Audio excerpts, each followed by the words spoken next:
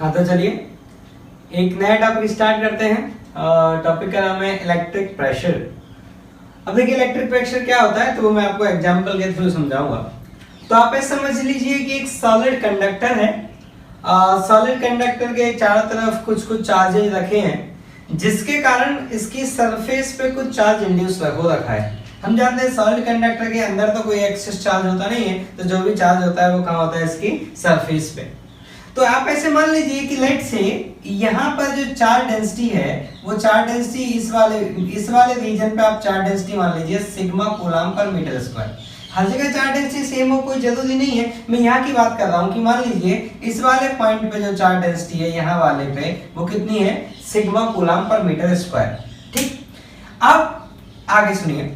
तो आप ऐसा करिए, जितने एरिया में ये चार्ज है डीए, इस एरिया को एक अलग पार्ट कंसीडर करिए और रिमेनिंग कंडक्टर को एक अलग पार्ट कंसीडर करिए। मतलब इस पूरे कंडक्टर को आप दो पार्ट से मिलकर बना मानिए। एक तो ये वाला पूरा पार्ट, एक तो आपका ये वाला पूरा पार्ट,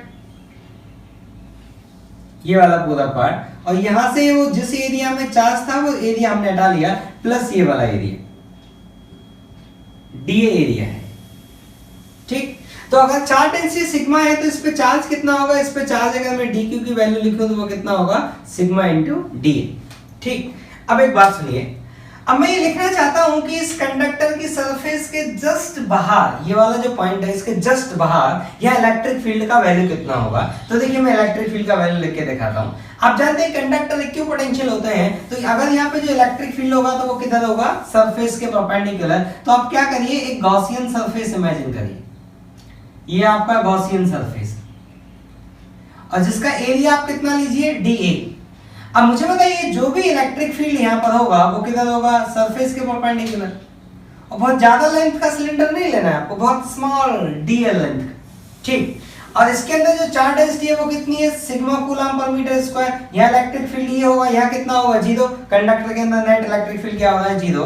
तो E into D A cos zero, ये फ्लक्स हो गया इस सरफेस से, E into D A cos zero degree, plus इस इनर फ्लैट सरफेस से फ्लक्स कितना आएगा, जीरो। और जो साइड वाला कर्व वाला पार्ट है इससे फ्लक्स कितना आएगा, जीरो। और ये किसके बराबर आएगा, total charge upon epsilon not. तो जो इलेक्ट्रिक फील्ड का वैल्यू आया, डीए से डीए कट गया, इलेक्ट्रिक फील्ड का जो वैल्यू आया वो आया सिग्मा अपॉन एप्सिलॉन नॉट। मतलब कंडक्टर के जस्ट बाहर जो इलेक्ट्रिक फील्ड की वैल्यू होती है वो होती है सिग्मा अपॉन एप्सिलॉन नॉट। अब मेरी बात सुनिए, मैं ये कह रहा हूं बेटा कि कंडक्टर का जो ये वाला पॉइंट है, जस्ट बाहर वाला पॉइंट है, इस जस्ट बाहर वाले पॉइंट पे एक डायग्राम और बना लेते हैं।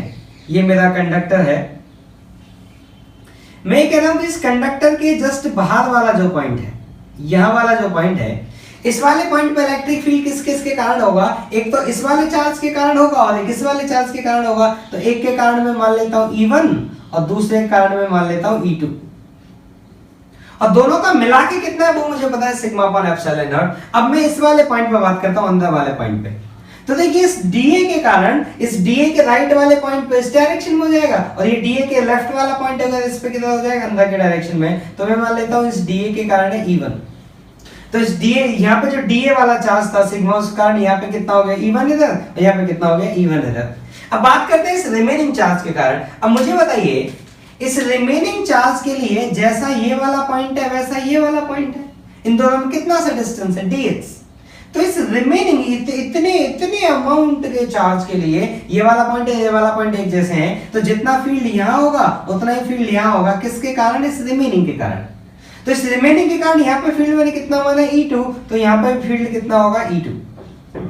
अब मैं एक चीज जानता हूं कि अंदर नेट फील्ड जीरो होना है, मतलब ये दोनों को कट के बनना है। इसका मतलब E1 किसके बराबर होगा, आपका E2 के बराबर होगा। तो यहाँ पे मैं लिख देता हूं कि that E1 is equal to E2। एक चीज मैं जानता हूं कि इन दोनों का समेशन किसके बराबर है, सिग्मा अपॉन एप्सिलॉन नॉट। तो E1 प्लस E2 किसके बराबर आया, सिग्मा अपॉन एप्सिलॉन नॉट। तो E1 E2 बराबर है, तो सॉल्व किया जाए, E1 बराबर E2 बराबर किसके बराबर आया, सिग्मा अपॉन 2 एप्सिलॉन नॉट। इसका मतलब क्या हुआ, इसका मतलब ये हुआ कि अगर इस डीए एरिया पे मैं फोर्स देखूं किसके कारण, बाकी सभी लोगों के कारण, किस पे? इस डी एरिया पे फोर्स देखूं तो इस डी एरिया पे कौन फोर्स लगाएगा? इन बाकी सभी लोगों का इलेक्ट्रिक फील्ड, और बाकी सभी लोगों का इलेक्ट्रिक फील्ड मैंने कितना माना था? E2, और E2 का वैल्यू कितना आया? Sigma upon 2 epsilon not. इसका मतलब ये हुआ कि इस डीए एरिया पे, यहां पे जो डीए एरिया है, मैं ड्रॉ करता हूं एक बार कंडक्टर, यहां पे जो ये डीए एरिया है, मैं ये डीए एरिया की बात करता हूं, ये जो डीए एरिया है, इस डीए एरिया पे बाकी लोग जो फोर्स लगाएंगे तो बाकी लोगों का इलेक्ट्रिक फील्ड आपको पता होना चाहिए। तो मैं जानता हूं ना बाकी लोगों का इलेक्ट्रिक फील्ड E2 कितना है? Sigma upon 2 epsilon not. तो जो फोर्स लगाएंगे वो इस डायरेक्शन में लगाएंगे। क्यों? क्योंकि इलेक्ट्रिक फील्ड इस डायरेक्शन में, फोर्स होगा DF, थोड़ा सा फोर्स होगा क्योंकि यहाँ पे चार्ज थोड़ा सा है, और फोर्स की वैल्यू क्या होगी? Electric field into charge. तो जो फोर्स आया आपका DF वो आया sigma square upon 2 epsilon nought into DA। अब मुझे एक चीज बताइए, जो फोर्स होगा ये सरफेस के परपेंडिकुलर होगा, और जो प्रेशर हम डिफाइन करते हैं वो कौन से फोर्स के लिए प्रेशर डिफाइन करते हैं? जो सरफेस के परपेंडिकुलर लगते हैं। तो ये DF सरफेस के परपेंडिकुलर लगा है तो इसके करस्पॉन्डिंग में एक प्रेशर डिफाइन कर सकता हूं। तो DF अपॉन DA वो कितना आया? Sigma square upon 2 epsilon not, और इसी को बोलते हैं इलेक्ट्रिक प्रेशर। इसका क्या मतलब है? आप ऐसे सोचो कि यहाँ पे अगर गैस भरी होती, आप चार्ज बात को भूल जाइए, आप सोचो यहाँ पे गैस होती और गैस का प्रेशर अगर इतना होता तो गैस उतना ही इस डीए पर फोर्स लगाती जितना इस सिचुएशन में फोर्स लग रहा है। ठीक, अब देखिए आपको सॉल्व करके बताते हैं कुछ एग्जांपल। तो एक एग्जांपल है, बहुत स्टैंडर्ड एग्जांपल है कि मान लीजिए एक हॉलो स्फीयर है और उस पे चार्ज यूनिफॉर्मली डिस्ट्रीब्यूटेड है, उस पे चार्ज है हॉलो स्फीयर, उस पे चार्ज है सिग्मा, कंडक्टिंग हॉलो स्फीयर, और उस पे चार्ज यूनिफॉर्मली डिस्ट्रीब्यूटेड है, और हर जगह चार्ज डेंसिटी है सिग्मा, हर जगह चार्ज डेंसिटी है सिग्मा। और इसके ये दो पार्ट जो है ना, ये दो अलग अलग पार्ट है, ये जो दो हैं इसके अलग अलग पार्ट हैं, इनको एक एक्सटर्नल एजेंट ने फोर्स लगा के होल्ड किया हुआ है। ये F एक्सटर्नल है, ऐसे उसने ऐसे फोर्स लगा के इसको होल्ड किया गया है। इसकी चार्ज डेंसिटी है सिग्मा कूलम पर मीटर स्क्वायर, और इसका रेडियस है r। तो आपसे पूछा जाता है कि बताइए एक्सटर्नल एजेंट ने जो होल्ड करने के लिए फोर्स लगाया होगा वो फोर्स कितना लगाया होगा? तो सुनिए आंसर। तो हर जगह पे चार्ज डेंसिटी बराबर है सिग्मा, तो हर जगह पे जो फोर्स लग रहा होगा डी एरिया पे वो कितना लग रहा होगा? DF equal to sigma square upon 2 epsilon nought into DA। मतलब हर जगह पे जो इलेक्ट्रिक प्रेशर आएगा वो बराबर आएगा।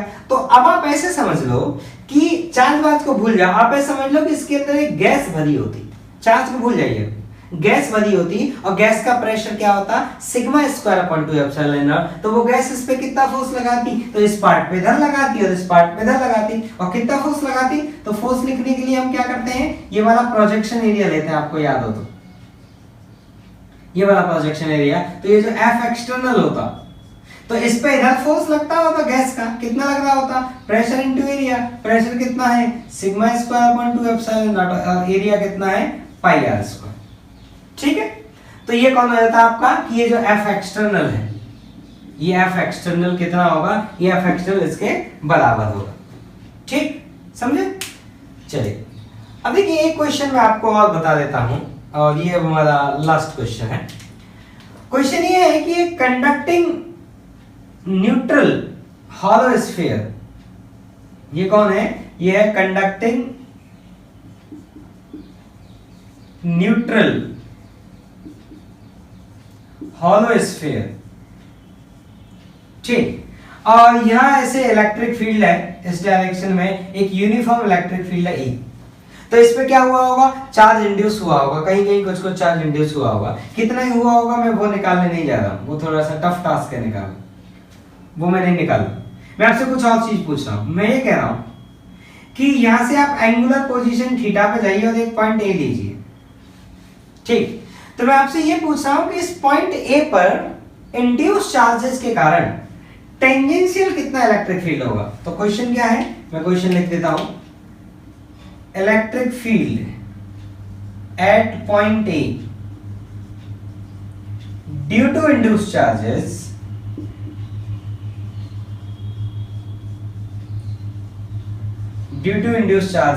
along tangent at A तो आपसे ये पूछा है, तो देखिए कैसे करेंगे। हम जानते हैं कि कंडक्टर की सरफेस के जस्ट बाहर जो इलेक्ट्रिक फील्ड होता है वो किधर होता है, सरफेस के परपेंडिकुलर। कारण क्या है कि कंडक्टर इक्विपोटेंशियल होते हैं और इक्विपोटेंशियल सरफेस पे जो इलेक्ट्रिक फील्ड का डायरेक्शन होता है वो किधर होता है, सरफेस के परपेंडिकुलर। तो मैं ये कह रहा हूं कि जो ये एक्सटर्नल इलेक्ट्रिक फील्ड है E, इस एक्सटर्नल इलेक्ट्रिक फील्ड का इस पॉइंट ए पे दो कंपोनेंट होंगे। तो अगर एक्सटर्नल इलेक्ट्रिक फील्ड इस डायरेक्शन में E है तो इसके दो कंपोनेंट होंगे, किधर आएगा कौन, E cos थीटा, और एक कंपोनेंट इधर आएगा, कितना आएगा, E sin थीटा। और यहां पे जो नेट इलेक्ट्रिक फील्ड होगा वो सरफेस के परपेंडिकुलर होगा। इसका मतलब ये वाला कंपोनेंट कैंसिल आउट होना चाहिए। इसका मतलब इंड्यूस चार्ज के कारण इस डायरेक्शन में जो एक कंपोनेंट आएगा E due to induce charges, ये इंड्यूस चार्जेस का एक कंपोनेंट है, नेट नहीं है ये। तो इंड्यूस चार्जेस का जो इधर वाला कंपोनेंट आएगा E इंड्यूस अलोंग टेंजेंट जो आएगा वो किसके बराबर आएगा, E sin थीटा। कारण क्या है, क्योंकि यहाँ पे नेट इलेक्ट्रिक फील्ड इस डायरेक्शन में नहीं होनी चाहिए, यहाँ पे जो नेट इलेक्ट्रिक फील्ड होना चाहिए वो इस डायरेक्शन में होना चाहिए। तो इस डायरेक्शन में नेट फील्ड होना चाहिए 0। तो E का एक कंपोनेंट आ रहा था इधर, तो उसको कैंसिल आउट कौन करेगा, इंड्यूस का इलेक्ट्रिक फील्ड का कंपोनेंट। ठीक, तो ये इंड्यूस इलेक्ट्रिक फील्ड का एक कंपोनेंट हुआ कौन से डायरेक्शन में, अलोंग द टेंजेंट। ठीक है।